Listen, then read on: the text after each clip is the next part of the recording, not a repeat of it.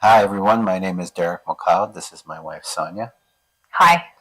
And we just want to talk a little bit about what God has done in our lives. We're glad that you're here. You can join us. And we have a few things that we want to talk about. One of the things that we want to talk about right off the bat is how we met. And I'm always just blown away by how God brought us together. She had written her first book, what was called Rise Up, My Beloved.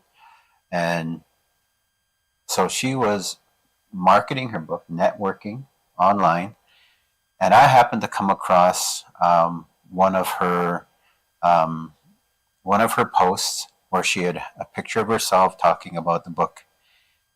And when I saw this picture, because at this time in my life, I was in a very dark place. I was in a very depressed state. And when I saw her picture, I mean, it was full of joy. There was such an incredible smile, and I was just pulled and drawn right in immediately because of just I saw something in her. It wasn't just the smile itself, but there was something behind that smile. There was a joy that she had that I knew that I didn't have in my life, and that drew me. It really drew me, and you know, and I had wanted to write a book for a while, and I'm still trying to write that book today. But I thought that's so amazing. This woman has written a book. She's First Nation, Christian, and to me that was just the most amazing thing because that was practically unheard of in my circles. And so I thought I have to send an email. Suddenly the thoughts came to me that who am I? She's not going to want to even look my way. Who do I think I am to even send her a message? I mean, she's absolutely beautiful, inside and out. And God has totally just blessed her with a beautiful spirit and also natural beauty. And at that time in my life, I was like so down on myself that I just felt like there's no way she's even going to look my way. But something inside of me said, no, you have to at least say something. This is just amazing. She's written this book. So I sent off a quick email.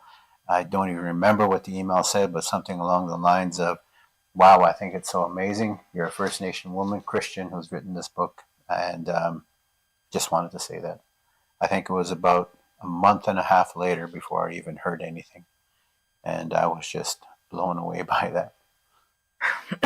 So we started corresponding online, and when we got on the phone, the first time I ever talked to this guy, when the first time I talked to him, it was like we'd known each other our whole life, For years, and so it was crazy. I know it sounds cheesy, but it's true. When we first started talking, it was like we had known each other for forever. Yeah. And I was trying to go to get social work, and everything kind of just happened the way that we would be in the same town and of Cochrane, Ontario. Mm-hmm. And we end up serving the same church, and we end up, being in the same place, which with no part, with no one. We weren't trying to make that happen. Yeah, I wasn't trying to make that happen. God everything just happened the way it happened, and we ended up being in the same town. It was amazing how that even worked out. So we got married May 15, 2010 in Cochrane, Ontario. It was very beautiful. We had a small wedding. After that, we ended up going to Prince George, BC. Derek ended up finding a job, and we knew we had to leave, and that's where the job came. So we went, and there we left across Canada to Prince George, BC, and we got into a beautiful home. We began to look for a church, a home church that we could go to. Yeah. And I just want to say, when we were initially first started to talk, one thing Derek did tell me about was that he, struggled with lust. And I remember thinking that, he had put it on the table, everything was there. And because of Rise Up My Beloved and seeing what God did in my life, the deliverance through drugs and alcohol, and living the type of life that I did before, I wasn't afraid of that. I knew the power of God, and He was honest with me. I wasn't afraid. So we got married, and we ended up being in Prince George, trying to find this church. And this church that we went to, I remember, this really pretty lady gets up and she goes to the front of the church, and she's wearing this white sheer blouse. And it was the first time my eyes had ever been opened up to what this lust actually is. And I remember as she went out, it was like, these images came to life. And I turned and looked at my husband, and his eyes were like straight ahead. And I remember just feeling, this was wild. I never experienced anything like this. I went home and I asked my husband when we got home, I told him what I saw. And I said, "Is this what happens to you?" And he told me yes. After that, I just lost it on him because I felt hurt. I felt betrayed because of these images that would come to life, And anyway, so that's what happened. One day I went into the room, and as I sat on the bed, as I sat on our bedroom bed, looking outside the window, the words that came out of my mouth that day were, "Teach me to war." And I had no idea what lay ahead of us. I just knew that. I thought those words were so profound. Teach me to war. And anyhow, my husband ended up going on a 21-day fast when you were in Prince George. Yeah. And so because I was going to be pregnant, and we decided to move back to Ontario. We didn't want to be so far away from family. We moved back to Ontario.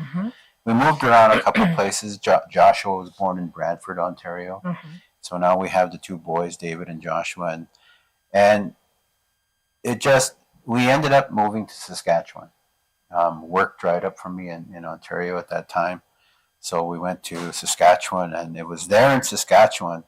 We would go out, take the boys in the van, drive around, listen to a sermon, listen to music, pray once in a while.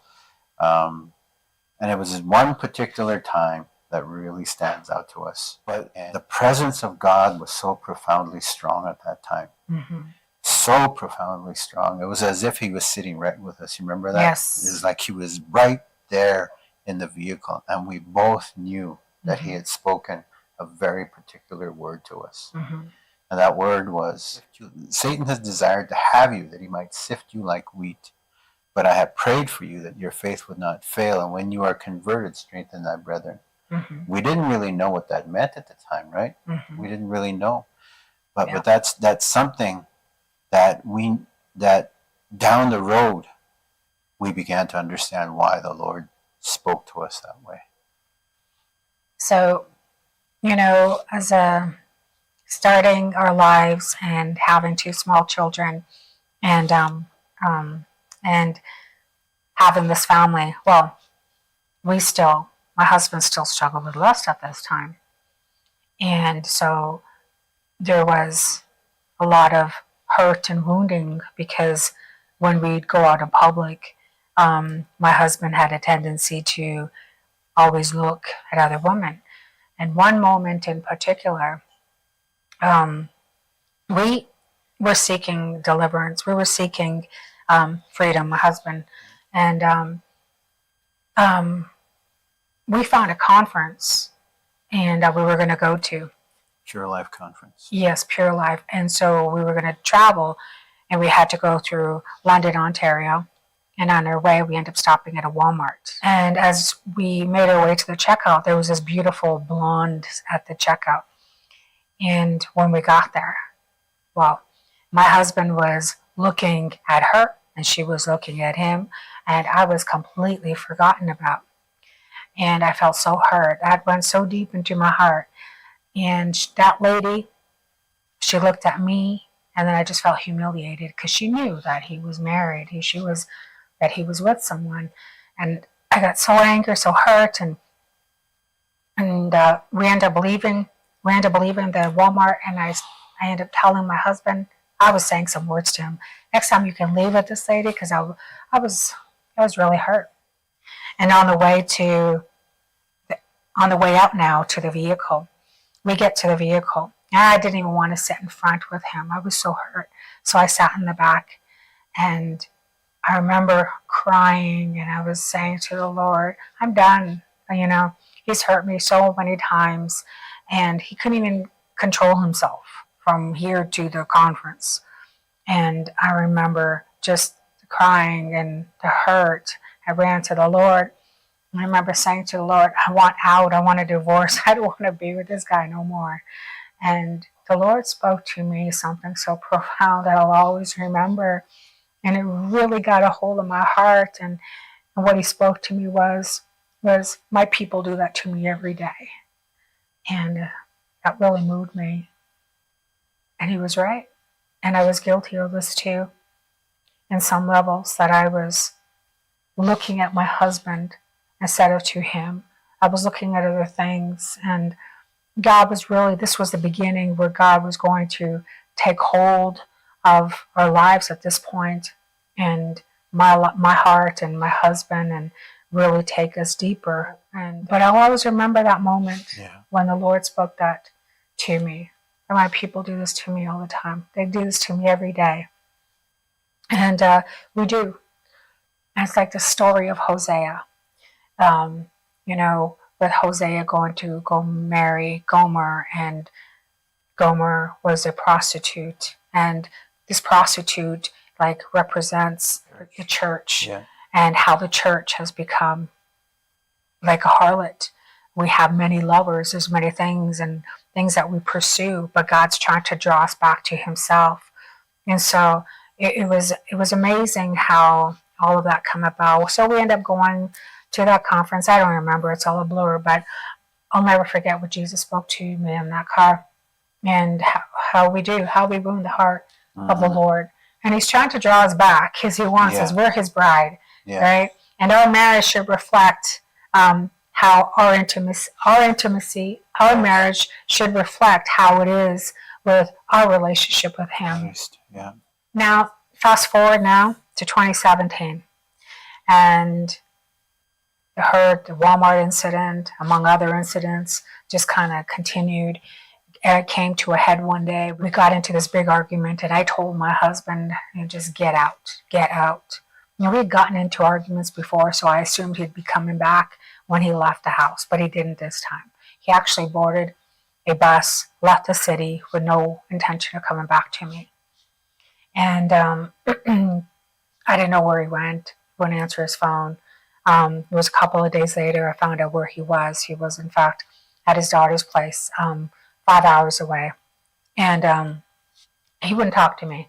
I found a place outside the city where we lived, and to go pray. I went there every day. I would get a hold of some scriptures, and I began to write these scriptures on construction paper, promises, and I began to put them up on our bedroom wall. And I did that every day. I went out to the place that I prayed every day, out on the outskirts of the city, and I'd go there. And one incredible moment that I had, that I'll always remember, was when I was out there one day. It was a beautiful day. That as I was praying and as I was crying to the Lord began to show me how he was holding this darkness that I could see coming, rolling in towards me. And God was showing me that the enemy had plans to come in to destroy, steal, kill, and destroy our marriage, my life, not just me, but my children and my grandkids. And that he was holding it back. He was holding it back because of his word and because of prayer. And I was laying hold of it, and I was standing on it, and I was running to him, and he was holding this back. And I knew the power, wow, God, there's such incredible power in your word. There's such incredible power in prayer. He was so encouraged, and I went home, and a couple of months later, my husband came home. God didn't allow him to. It's like everything he tried to do, nothing worked out for him. He tried to get a job, nothing happened. He tried to find a place, nothing happened. Yeah. God would not open the door. And then finally he had back problems, and the Lord almost laid him right out on the ground outside a Canadian Tire when he came down Christmas time. And so it was amazing to see God saying no. Yeah. So God restored our marriage. Restored our marriage. It's a powerful moment. There was one time when I told you about this when I came back, remember? And I said that there was a moment when I was on a city bus, and that word came back to me, where he said, Satan has desired to have you that he might sift you like wheat. And I thought to myself, that's just me thinking about it. But it was the Lord reminding me, this is what I was telling you about. This is what's going to happen. Yes. And I didn't realize it at that time, but that's what the Lord was trying to do, right? Mm-hmm. And so when I did come back, and I remember seeing all the cardboard pieces of paper that you had on the wall that you had prayed over my life. Remember how I felt, and I told you that what I wanted to do. You wanted to tear all the scriptures down. He got angry because he saw all the scriptures, and he knew that I was praying for him. I was just so angry. I was filled with so much anger and inside of my own heart. But because God had spoken to you and told you, I'm pushing back darkness, he began to do a work in me even after we had come back together and restored, right? Mm-hmm. And God shut the door on work. I had to work at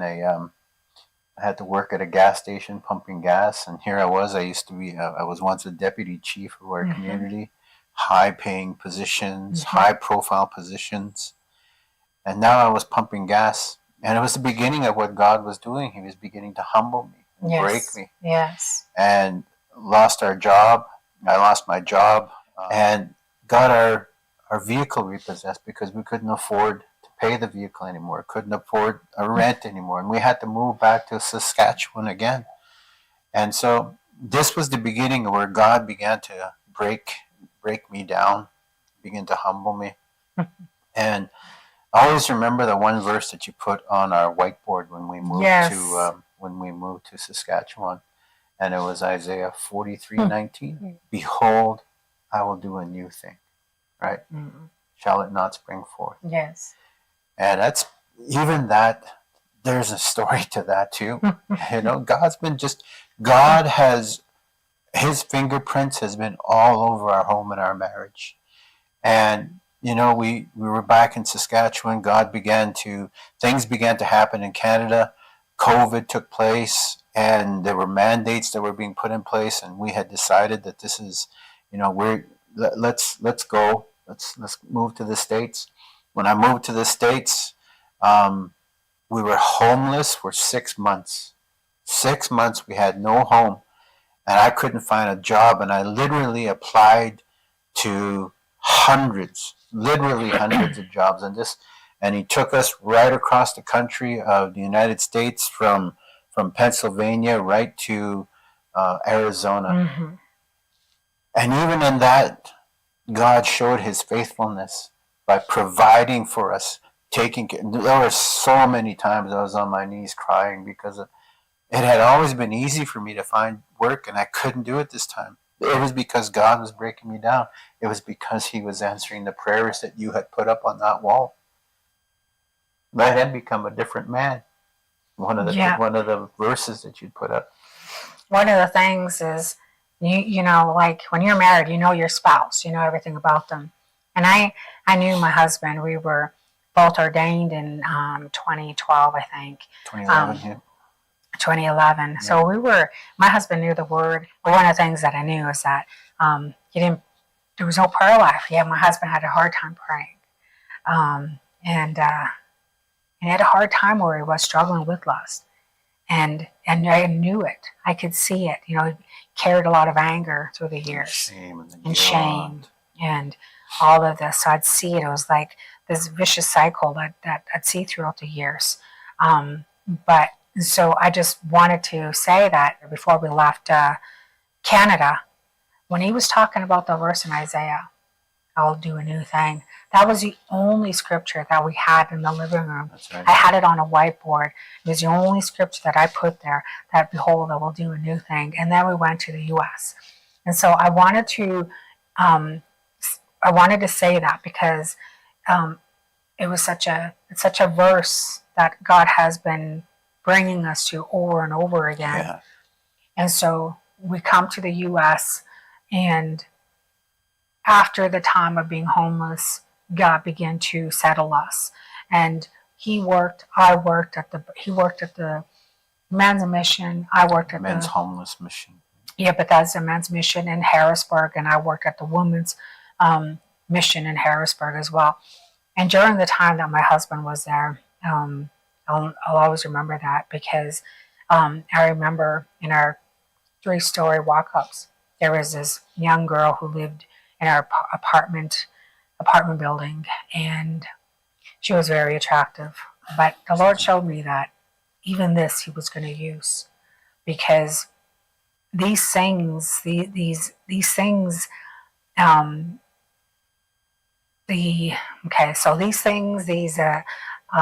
times of temptations, or when my husband would fall in, God was using each one, and the Lord would show me that He was using every one, because He was going to show them how much you need me. Mm-hmm.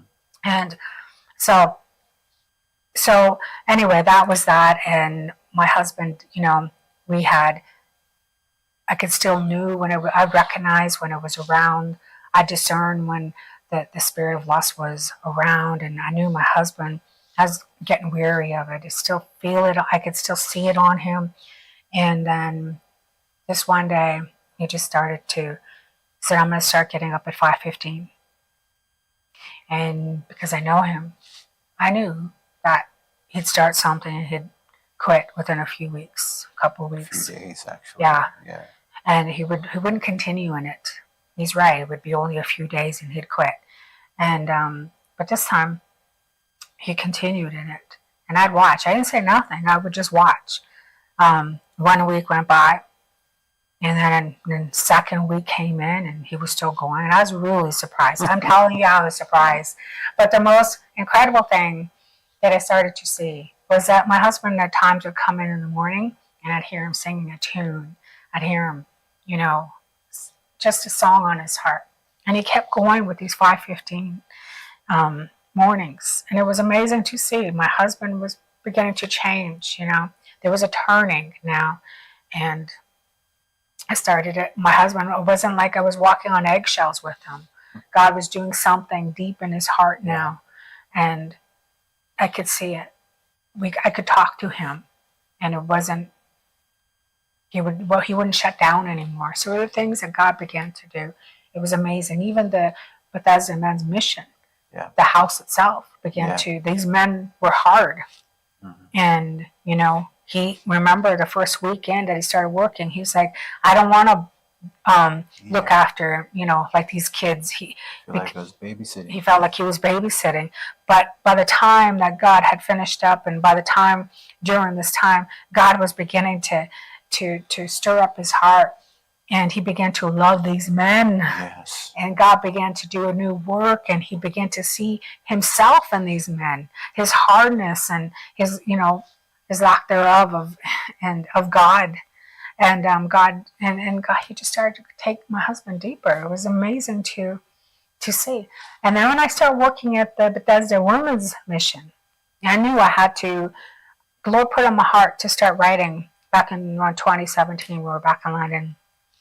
I knew one of the core things was discipleship at that time. I told my husband that it's going to be on discipleship.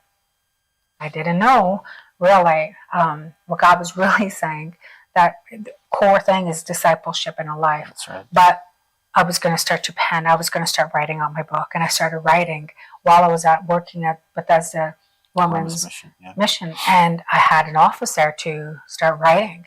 And I just began to start, while I was working, woman at that time, I had time there. And I started writing. And my husband started to write. and share different things as well in his life. Why? Why he struggled with lust, what happened, with the religiosity, the religious ways, because my husband was religious. And he could move a crowd, he could sing, he could do all that, but he knew there was no intimacy. Yeah, there was no intimacy, and so before we go any further, one of the things, you were talking about the 5:15. Mm-hmm. And one of the things that really encouraged me, because there was times when it was hard. Yeah. It was hard. The alarm would go off and I'd be like, oh, I don't want to do this, but I'd get up still, right? Yeah. But one of the biggest things that really encouraged me was something that you told me one day. And it still sits with me today. It's still on my heart today. He said, the Lord is anxiously waiting for you to come walking down that hallway. That's right. And he waits for us. He waits for us to spend that time of intimacy with him. And that's always stuck with me since you told me that. He's waiting for us just to have time of intimacy with him. Yeah, that's right. We don't forget him. Like we don't forget one another. It hurts. Yeah. Right? It does. If I came home after work and I just took off my coat and went straight to the television or straight to the phone or computer or whatever, or just bypassed my wife and went to bed, woke up the next morning and took off again to work and kept doing it.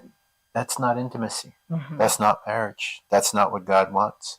He wants us to be intimate and to know one another, and he wants that same thing between him and I. Mm-hmm. And that's always, I just wanted to tell you that really that was one of the biggest encouragements that you ever gave me, was that he's waiting for you to come walking down that hallway. Yeah. That really, really encouraged me. My husband started working for another company driving, and it was this time. We moved from Harrisburg. To Katanning, and this was a very pivotal moment as well for my husband, because he had time in the vehicle.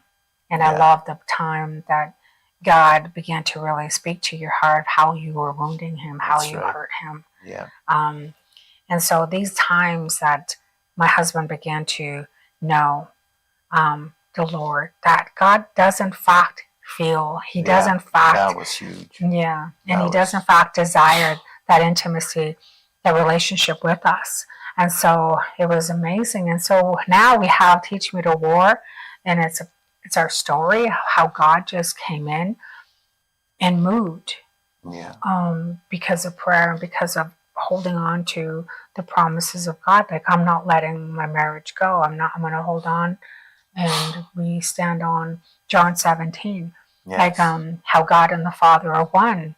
It's a covenant promise. And now, that was my prayer when my husband had left. God, you are able to go and get my husband and make him as one as we are one. Bring my husband home. So it was quite amazing to see.